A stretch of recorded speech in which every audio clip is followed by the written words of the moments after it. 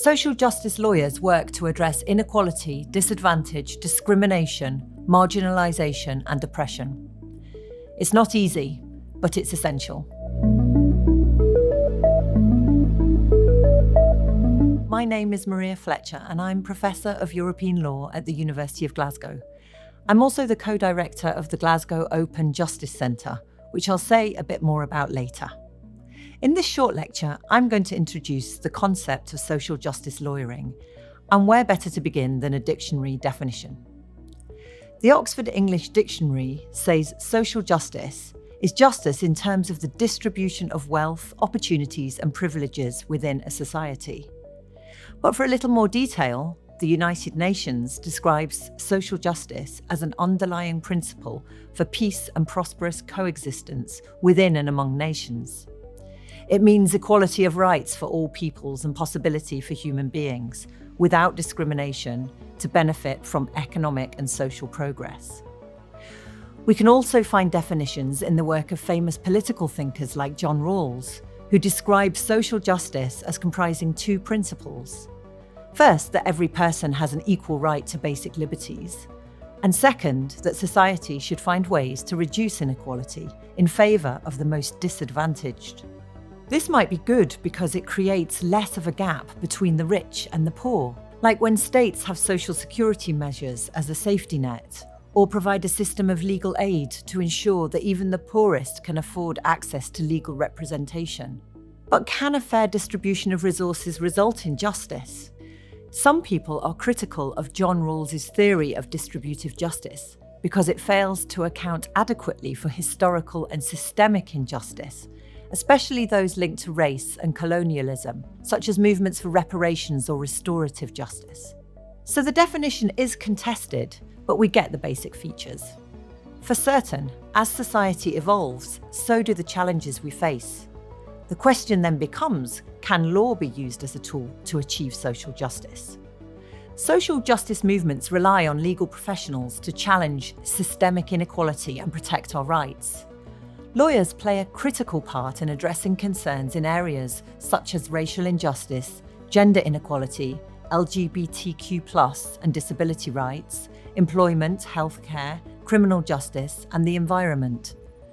Social justice is not a fixed outcome, but rather an ongoing process of critiquing, refining, and reimagining the law. Some of the most recent examples of social justice cases in the UK include the post office scandal, which sought compensation for hundreds wrongfully convicted of false accounting and theft. The Windrush scandal, which found hundreds of Commonwealth citizens had been wrongfully detained, deported, and denied their legal rights. And Uber drivers winning the right to receive a minimum wage and paid holidays. So, in more detail, what is social justice lawyering? Well, firstly, and perhaps obviously, it's rooted in law. So social justice lawyers need to understand law in the books and in its wider social and political and economic context. That is, law in action. Why? Because when we observe law in action, we see that laws may not always produce just outcomes. This recognition is the first step in understanding why social justice is crucial, because it reveals the gap between legal rules and real-world justice. When we evaluate the law through a social justice lens, we consider not just legal compliance, but also broader questions of power, equity, and access to justice. Second, social justice lawyering is rooted in communities and collaboration.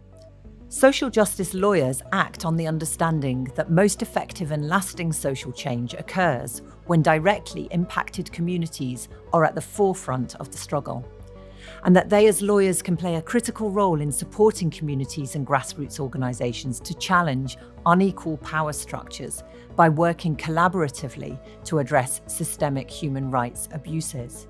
How do we define lawyers working to achieve positive social change? Some might use the term human rights lawyer or legal aid lawyer. Cause lawyer and public interest lawyer are terms more commonly used in the US, but not so much in the UK.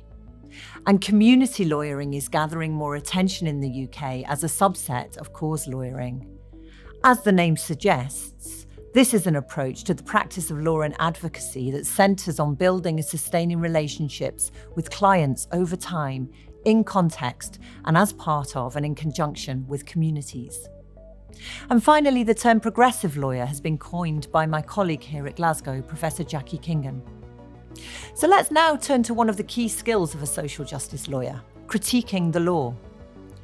Law can play a crucial role in achieving social justice, but the law is not perfect. It might not produce just outcomes. Critiquing the law holds the legal system accountable by questioning whether it truly achieves justice or whether it serves to maintain inequality or injustice. It can reveal gaps between the law's intent and its impact, and how factors like power, privilege, and inequality affect who benefits from law and who doesn't. In practice, we need to critique the law from an internal and external perspective. Internal critiques improve fairness and accountability within the existing legal framework, and external critiques challenge deeper systemic inequalities, pushing for transformative change. These might include feminist, race, or economic critiques. Let's now turn to the tools that social justice lawyers use. They include the usual things like legal advice and representation, but can also include policy work and campaigning, public legal education and strategic litigation, also known as public interest litigation.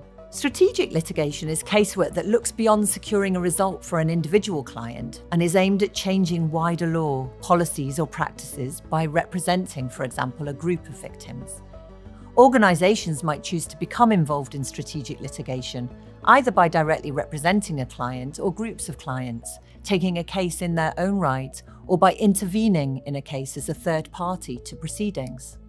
So, social justice lawyers work to address social phenomena such as inequality, disadvantage, discrimination, marginalisation, oppression, and abuse, addressing the immediate needs of a client or the structural causes of those needs, or both. I've heard it said that social justice lawyers require a hope mindset. Why? Because it's not easy doing this work. So, lawyering for social justice makes sense to those who do it, but law, legal education, and the rules of lawyering do not easily or always accommodate this approach to legal practice, and can be unsupportive if not hostile. Social justice lawyers pursue their calling in spite of and not aided by the institutions of law. We might think about the current UK landscape for social justice lawyers, considering, for example, the aftermath of cuts to legal aid, the under-resourced justice system, and wider pressures faced by the not-for-profit legal services sector, not to mention a political landscape that gives increasing voice to questioning and dismantling legal frameworks that uphold fundamental human rights. We've only touched upon the concept of social justice lawyering in this short video, and there are plenty of related matters that I haven't spoken about at all, such as professional identity and ethics of social justice lawyering, or the concept of access to justice. And these are things you can explore in the School of Law at Glasgow. I'm one of the co-directors at the law school's Go Justice Centre, Glasgow Open Justice, which offers a range of extracurricular opportunities for students to learn more about social justice lawyering and to begin doing it through a range of activities and settings supported by academics and in collaboration with external partners and organisations. We hope you'll join us.